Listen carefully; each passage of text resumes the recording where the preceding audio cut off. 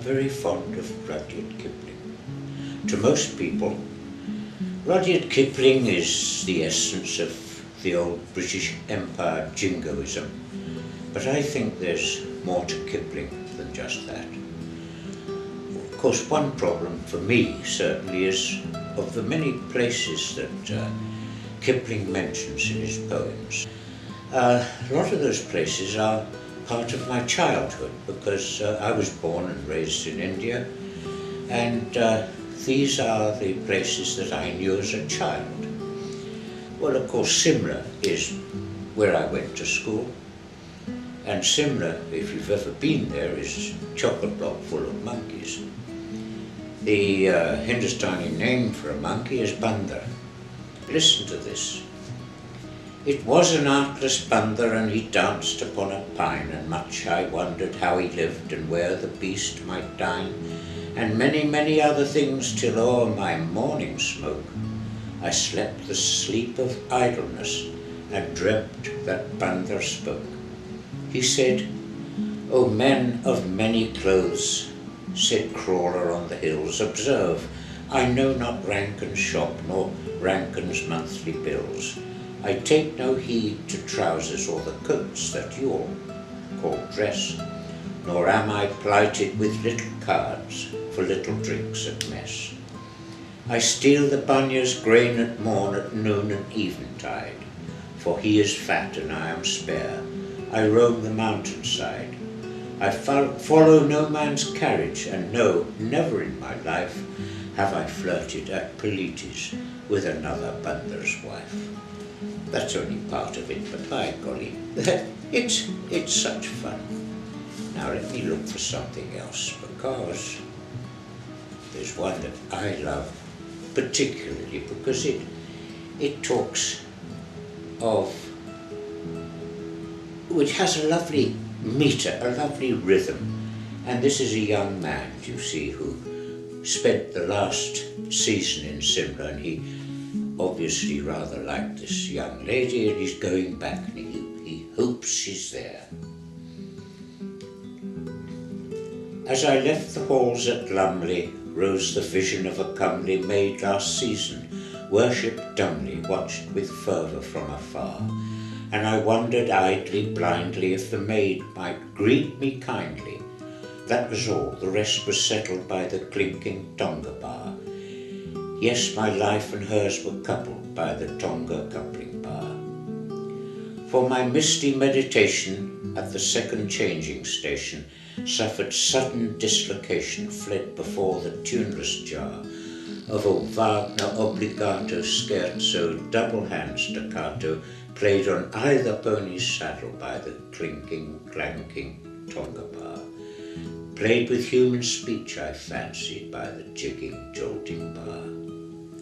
Now, the lovely metre of that, and of course, what is a tonga? A tonga, this was long before the railway, and oh my gosh, it took a long time to get there. And a tonga was a two-wheeled, single-horse carriage that, well, little cart really, had a roof if it rained, and two seats for two in the front, two in the back, sort of with back to back, and if there were four passengers, the tonga driver sat on the shafts.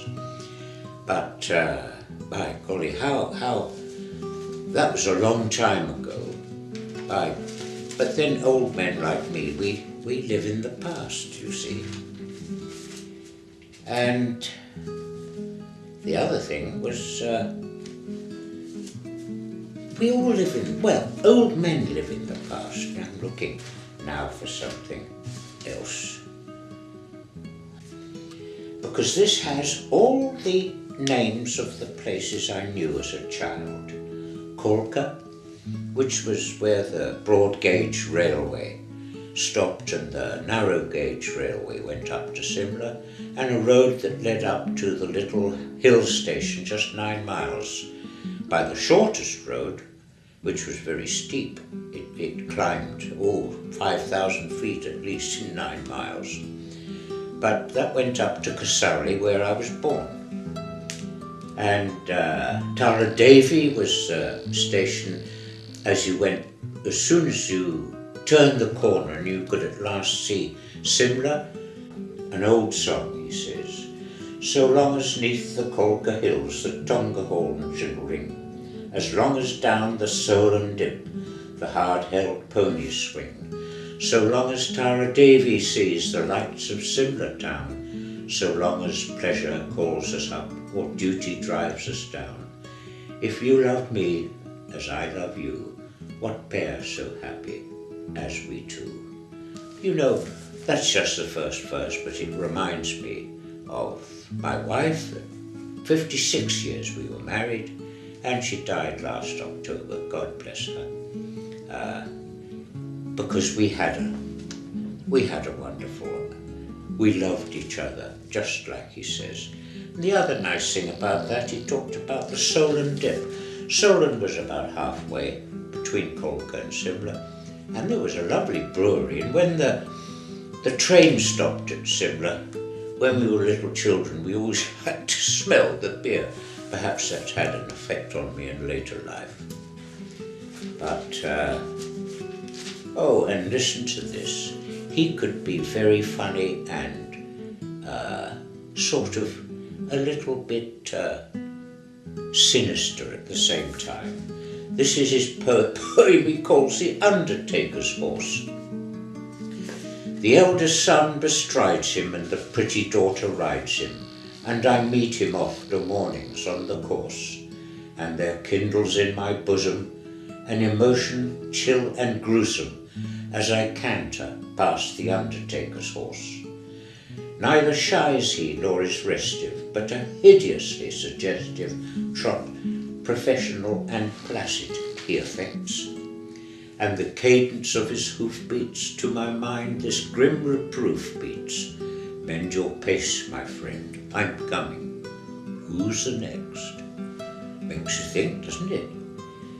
It reminds you of the old late 1800s army,